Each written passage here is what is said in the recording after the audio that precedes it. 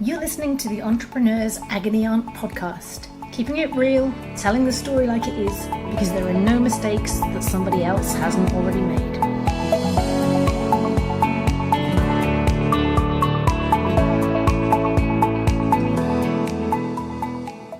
Hello, I'm Vicky Brock, and you're listening to the Entrepreneur Agony podcast. Joining me this week is Endrina Maxwell, an organic farmer and food brand producer based in Malawi. She is simply one of the most inspiring and opportunistic entrepreneurs I have ever met.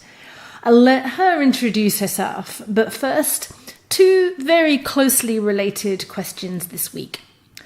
The first one is from a fruit farmer here in Scotland who asks how they might diversify their product range to avoid the peaks and troughs of prices that come with good and bad harvests, and start to compete on quality and points of difference rather than just on pricing. Oh, is Endrina the right guest for you? The second question came in just today, but I reckon between Endrina and I, we have been asked this same broad question about candles, chocolate, gin, biscuits, eggs, peanut butter, jam, at a minimum. And it is this: I am producing a high quality savoury snack food, very different to anything on the market. It has taken a while to get the taste right, but it is there now. Now I have to sell it into retailers who don't really know where it fits within their range. How do I go about creating customer demand and selling a new premium category when I can't yet prove that the market is ready for it? So welcome to the podcast, Endrina. How are you and where are you and how are your sunflowers? Thank you so much. My name is Endrina. I'm from Malawi. I'm based in Lilongwe and my business is slowly getting there. Given I did such a terrible job of it, perhaps we can kick off by you introducing yourself, Endrina. I am who I am because of farming. I started farming at a young age while living with my late mom. I used to sell vegetables to raise my school fees. I have a bachelor's degree in business administration. I have worked for 20 years. During the time I was working, I was helping my organization in budgeting, planning, and developing proposals for funding. I then realized that with my skills, I could do the same for my farming, hence decided to venture into farming as a business. I have learned that with passion and skills, you can achieve more. So tell us a bit about the farm so that the listeners can imagine it, and tell us about some of your current ventures as an entrepreneur. My farm is in Lilongwe along Chinji Road, about 30 minutes drive from Lilongwe town. I have 13 hectares of land. 3 hectares is wetland.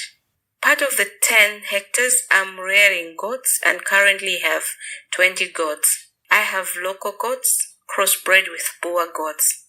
The crossbreeding is done to improve the quality of goats as crossbred goats increase in size, hence give more profits. I use the goats' dropping for manure for my vegetables at the wetland. I grow and sell vegetables throughout the year. Goat droppings is also used as part of manure for my fish pond, which currently has 2,500 fish that will be ready for sale in September, and over 6,000 fingerlings, which I'm planning to extend the fish pond and use them as seed. I have plans to have 2 more fish ponds, and other fingerlings will be sold to my customers venturing into fish farming. I decided to venture into fish farming after realizing that I have plenty of water at the wetland, that despite using the water throughout the year, using irrigation for growing vegetables, there are still plenty of water unused, hence saw it as an opportunity to start fish farming. Currently, I have 4 full-time workers and engage casual laborers ranging from 10 to 15 at a time. The casual laborers are women. Part of my goals are to empower women. Hence, I provide employment for my fellow women, contribute to promotion of developmental work in rural areas, contribute to community empowerment, promotion of value addition for more profit, promotion of Buy Malawi product strategy, contribute to healthy living, and promote self-employment. And even end-to-end, actually truly groundbreaking for your market. Organic farming system wasn't enough. You have another new venture aimed at diversifying and extending your market as well. My current business is production of sunflower and processing the grain into cooking oil called NutriSecret Pure Sunflower Cooking Oil. This is organically grown crop which does not use any chemical, and the cooking oil is pure without any chemical. This cooking oil has many benefits like rich in vitamin E. It lowers cholesterol levels, improves immunity, boosts energy, reduces inflammation, and protects body. The end product after processing the cooking oil is sunflower cake, which is sold for livestock feed. The feed improves the health of livestock, resulting in increase in weight and size, resulting in selling the livestock at higher prices. I'm also into production of pawpaws and process them into NutriSecret pawpaw jam, which is very unique as most of the processors in Malawi do not produce. The jam has a lot of benefits to human body like improves digestion, protects against skin damage, improves heart health, has anti-cancer properties. It seems to me, Endrina, that you spot opportunity everywhere and then you turn that into product. While doing my farming business, I realized that a lot of smallholder farmers are unable to venture into farming as a business, as farm inputs are expensive. One of the farm input that is expensive is fertilizer. To my business, I saw it as an opportunity and decided to venture into organic manure production, which increases production, it's very affordable, improves soil fertility, prevents soil erosion, and it's easy to use. I had been using the organic manure for my seed production business, experimenting it for 2 years. Oh, I love it. You're even innovating with manure. I take my hat off to your ingenuity. But it doesn't stop there, does it? Most of the seeds that we grow in Malawi, you apply chemicals. Now, at the end of the day, it was contradicting to my wish because I'm thinking of organically growing crops. So it was like I was in a fit thinking of applying chemicals to my other seeds that I was producing. At the same time, I'm trying to promote organic farming. And at the same time, there was high competition on seed production. Mm-hmm. So that people were fighting for is quality seed production. So when I looked at that, the quality that we are looking at was other people were producing it with chemicals. Mine was just with organic, and then the competition was just that high. And I said, wow, what else can I do apart from, competing with people that, the business of producing seed, it was coming so high in Malawi. Then I said, okay, let me venture into something else that it will be like within my plan and my wish to produce organically. That's when I ventured into the sunflower group. I hope we'll talk some more about benefits, brand diversification as we get into the questions a little bit more. But I have to ask you, Endrina, what is the driver of your incredible entrepreneurialism? While doing my business, I have learned that knowing your purpose and goal are drivers to the success of any business. I have also learned that empowering others leads to success of any business. I have also learned that information seeking helps you to reach your goals. I'm a farmer by passion. Farming is part of my life. You need to know why you're doing something and strive to meet your goals. My core purpose is to contribute and improve healthy living and status of human beings and livestock and empower fellow women. People's health improves after eating my organic vegetables, my NutriSecret Pure Sunflower Cooking Oil with no chemical that are harmful to their bodies. Fellow women are able to bring food on their table and are able to send their children to school. People are making more profits from their livestock due to improved feed. To me, I see this as my success. We'll talk about this some more in context of the question, but presumably to be this successfully opportunistic, you have had to be very close to your customers and really understand your market. In order for me to understand my customers, I have normally kept contact of my customers. I also encourage feedback from them for my products to see where and how I can improve my products. Sometimes I let my customers test my products before they buy so that they should make an informed decision in buying my products. One way I have used my customers' feedback is improving my branding. I'd like to come back to branding in a moment, but before that, I've worked with you for a few months now, and it's very clear to me that you are very, very focused on execution in a way that a lot of entrepreneurs struggle with. You mentioned purpose earlier, and that's clearly a major driver for how you tick and how you work. What else keeps you executing at such a relentless and efficient pace? I use my goals to plan for my products. I have set out goals on how many products I will need to produce at a certain period. Based on the plans, I am able to meet my goals as I know when to do what. For example, I have a goal of achieving how many fish to harvest at a time and how much profit I plan to make. In order to achieve this, I stock the right quantity of fish. I ensure feed is available throughout. I monitor their growth every month. This helps me to meet my goals. And it's interesting because both of the businesses asking their questions, and it's the same thing that we saw at the workshops we did together in Blantyre, is you're either competing mass production, very low quality, very cheap, slave labor, child labor, whatever, and you see it throughout the world, throughout the supply chain. You're either competing mass production and cheap, or you're competing premium quality and niche. There's almost like the middle ground is disappearing. And it's quite fascinating because certainly in a Western European market, you're seeing all of these opportunities for niche quality products to bubble up. I mean, there must be 100 niche gins right now, like real fancy gin, all of these different things coming through. But you're in a less mature market for that.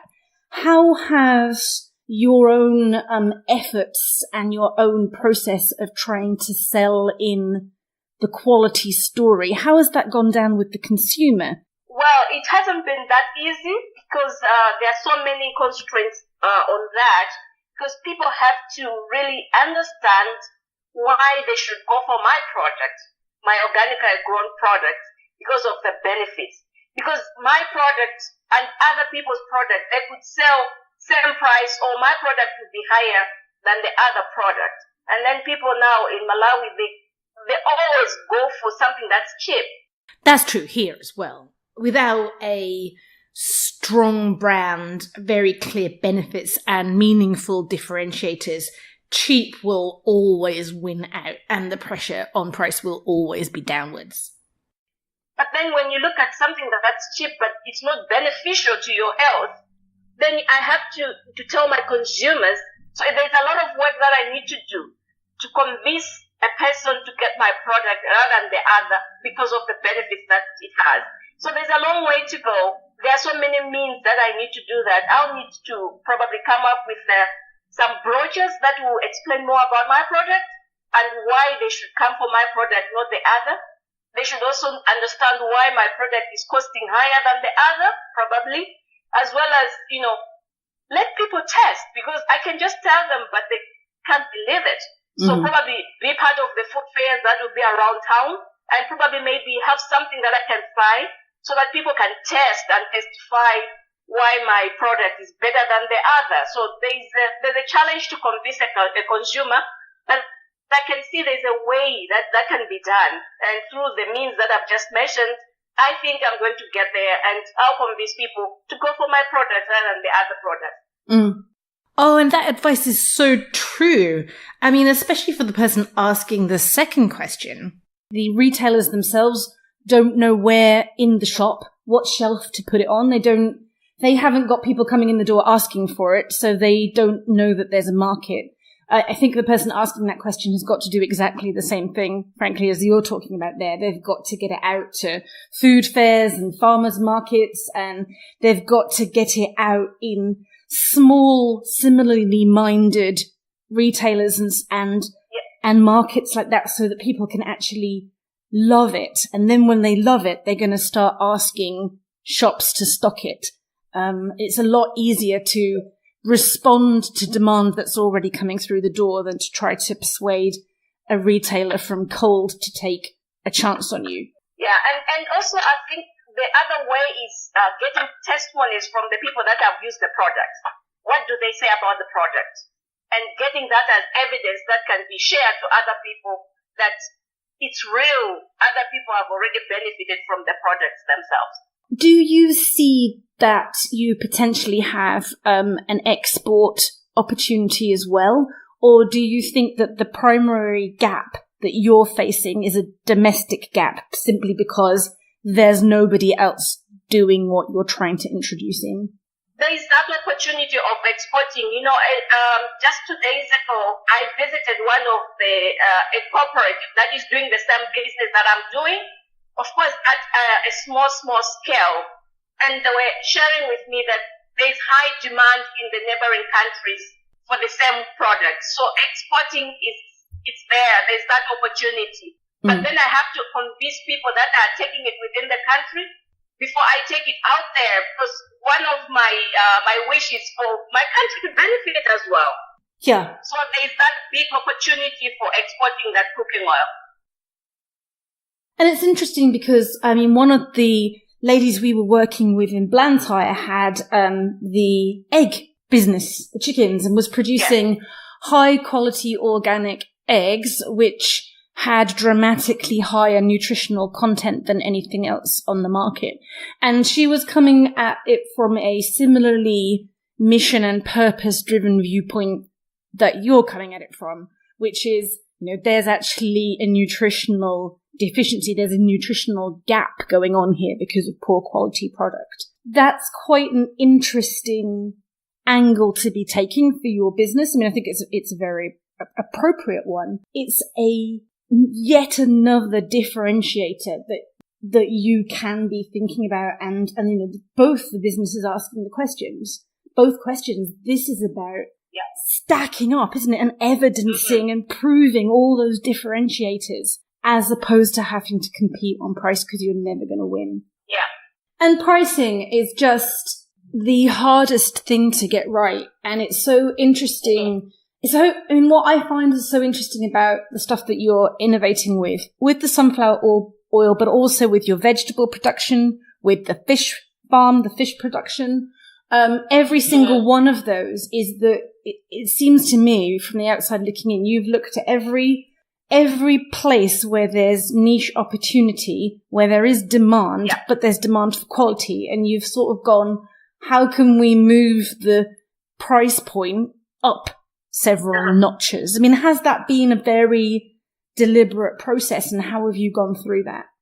Well, in terms of vegetable production, I know every family uses vegetable every day. So to me, I saw that as an opportunity. That's why I ventured into the vegetable production, because I know I can sell the vegetables every day. But just beyond that, I don't just think of myself. I'm also thinking of other people who don't have capital. What I normally do is I give the vegetables to those people who don't have the capital to do business. So they give me back the money of the vegetables that I sell them on wholesale. After they sell and make profit, they keep the profit. They just pay me back what I charged them for. Yep. In terms of fish is everyone wants to eat fish in town or everywhere. But then when you look at for Malawi, we only have a few places where we can get fish. So I said, wow, this is an opportunity as well. So that's when I started, rearing the fish. so that I can also fill the gap that's there, because I know the fish will go in whatever case, and people would want to eat fish, because that's something that I know people like. But what you're also doing, and this is so relevant to the first question, I mean, because this is what they need to be working towards, is layering seasonal and variable products where you really can't control the cash value if that all comes at once. You're layering them on top of each other to spread that risk, to extend the season, to extend the cash flow, actually, in both directions, which is completely critical. Yes. So, yeah. Given Lake Malawi is the second or third biggest lake in Africa, I was shocked at the fish shortage, but also the disruption at a community level that fish shortage is having. I mean, one of the days that I was at one of the schools, the older youths, the young men, and older teenagers, they weren't there at school because there'd been one of the last nights of the season that it was possible for fishing. Literally everybody was out. Everybody's family was out. And then nobody came back. They didn't get any fish. And it was kind of the whole community was on pause waiting to see if any fish was coming in. So I find it really interesting, the approach that you're taking, which is it's kind of a closed loop system, isn't it? You've got the fish farm and the drainage water and everything.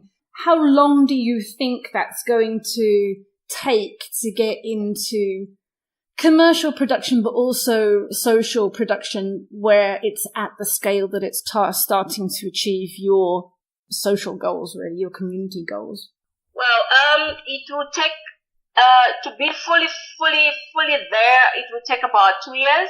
Mm-hmm. But you go through different steps. Today you're here, tomorrow you'll be somewhere else, not just the same level. So in terms of fish farming, obviously the first 6 months I'm going to harvest and sell, and then start all over again with probably with some extension of the fish ponds. In terms of vegetables, you always grow as you go depending on the demand.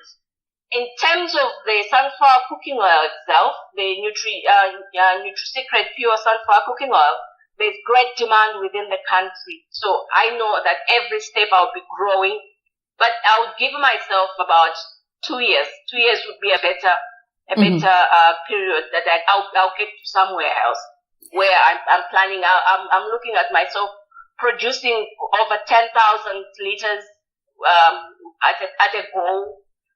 Selling about 2,000 or 2,000, 5,000 fish per at once. Selling vegetables, plenty vegetables at once. So those are the goals that I'm looking at. But then for me to get there, I'll have to go through different steps. But within 2 years, I can see myself getting there. You're really sure, and you've proven out the demand is there. You've got the plan to do it. And it's very interesting that you are investing on both sides. You're investing in your product, the branding, all of that stuff, but you're also investing deeply in the supply chain. Could you tell us a little bit more about that? Because it's super fascinating. Okay. In terms of increasing the production of sunflower, from this year, I'm engaging different groups of women to produce the sunflower for me. Or what I'll do is I'll provide the seed to the farmers. It will be a contract agreement where we'll agree on the price that I'll buy from them, and then we'll have a contract between us. So the groups of women, actually the first goal, individual groups, there will be about 100 women, and then I'm also venturing into working with cooperatives, which are already established. They've got structures.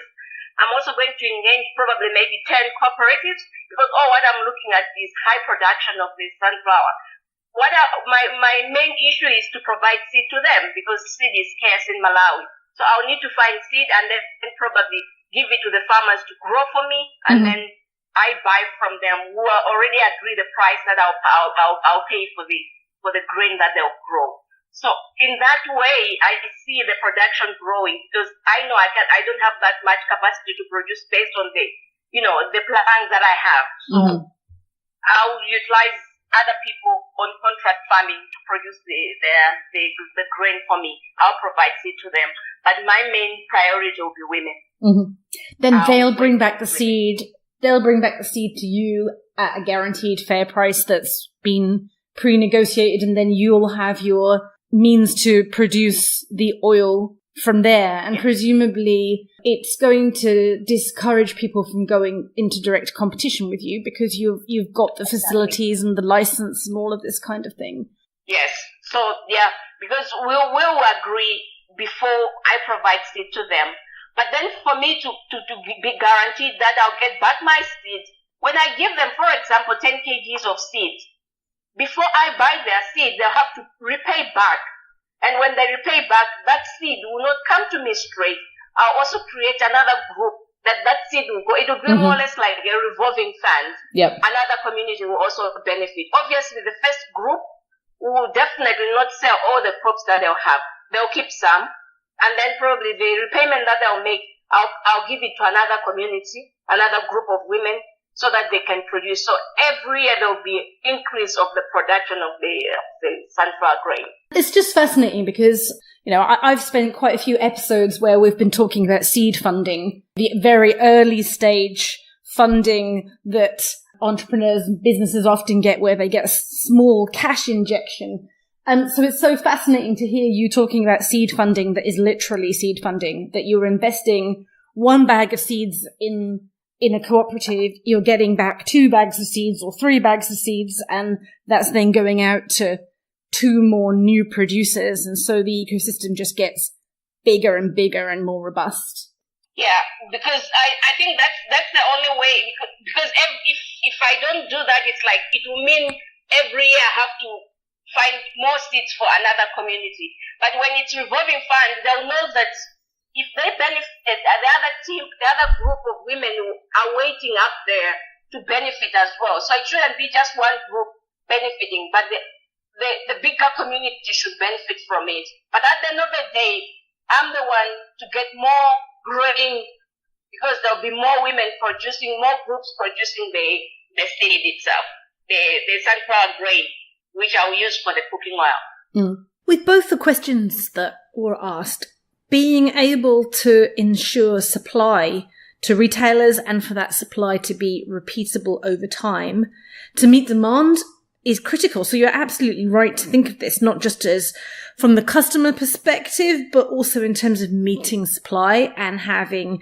product available to your different channels in the volume that they need it when they need it. I mean, a premium product or brand needs scarcity, as in it's not bulk and it's not cheap or flooding the market, but it also does need to be available to be bought, and it needs to be available at the right time and place. Well, one of the things that I feel it helps you to move on is consistency. Your product should be consistent.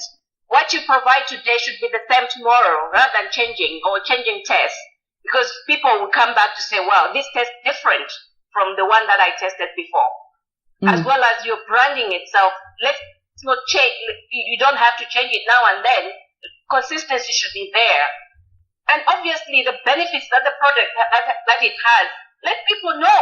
When people know about the benefits, obviously they'll go for that product.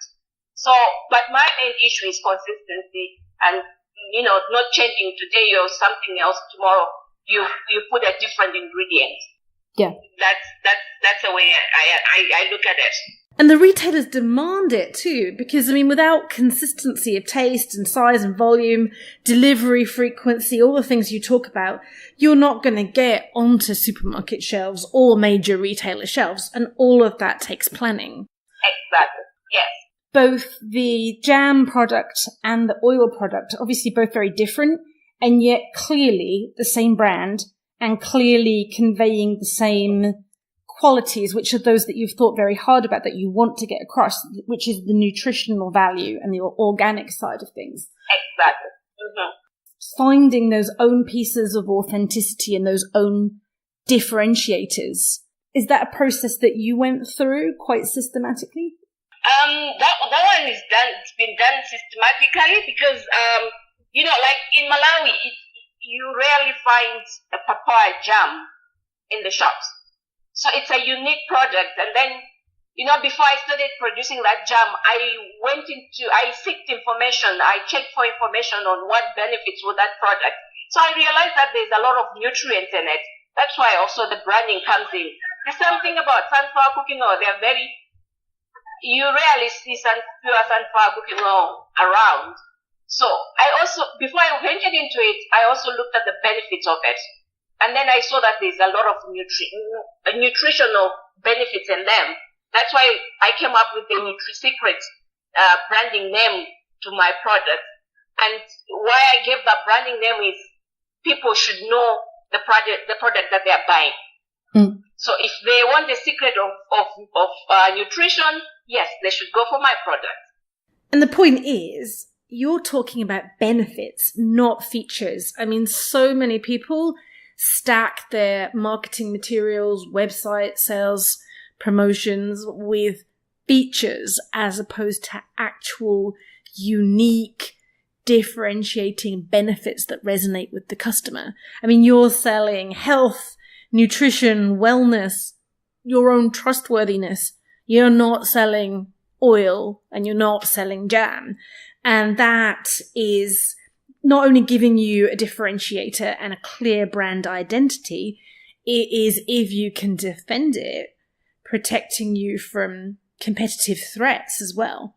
I mean, I'm interested, have you thought about any kind of visual shape or quality mark to your product that will protect you from fakes or somebody claiming their product to be exactly the same as yours when it isn't? Is that something that you expect to see or that you'll need to tackle? Yeah, I've seen that, and I think it's something that I need to think about. I think it's a very important point that probably maybe I've overlooked, but then I need to think about it to say what feature can I put so that my products are protected.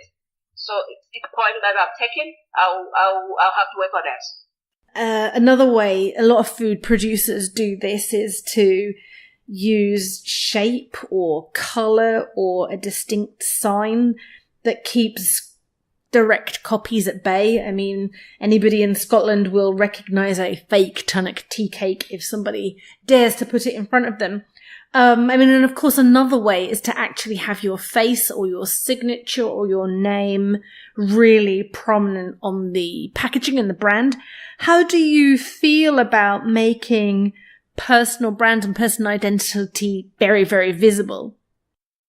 Other business women can use their personal brands, personal identities and values or purpose for their competitive advantages as customers relate the owner and the business right away. The moment customers see the personal brands, they relate and get encouraged to support or buy the products. Most businesses are dominated by men. If the woman use personal brands or identities, that is part of publicity that women also can do and are able, hence lead to competitive advantage. And how much do you see potentially as you go forward, you being a key part of that brand? Have you been thinking about your own personal place in this brand story? How much is this about you, the farmer? Purpose or personal values and brand are very important to build more a visible and successful business. This helps your customers know why you exist and why you're doing what you're doing. They show what you value when you're doing your business. Women who are succeeding in business should try to be more visible to encourage others because they are like a light to other women in business. They provide the confidence that it's possible for a woman to be successful in business. They show that women can. Oh, absolutely. Be ready to see Endrina Maxwell's mark or brand soon. That's good fighting talk, Endrina. I can't wait. I'm very mindful of your time and we're nearly through the episode, but I feel that in the time that, I've spent working with you and with the businesses in Malawi, I was struck that as entrepreneurs and as small businesses, we have an awful lot more similarities in the challenges that we're facing than the differences. I mean, there are differences and the corruption and some of the challenges that you face in terms of access to capital are massive. Yeah. But I personally was struck by how many of the same business problems we're all wrestling with at the same time. Are there any one or two things that you've learnt having done this, having with your background education in finance and stuff, that you would like to advise other entrepreneurs really to either think about at the very beginning or think about as they start to grow their business, because it will help them get things right? My first thing that I can say to my fellow entrepreneurs is, before they do their entrepreneurship, they need to ask themselves why they're doing it. So when they have an answer to why they're doing it, then they should also ask themselves how are they going to do it and where do they want to get to. Because if they have these questions, probably then their business will grow.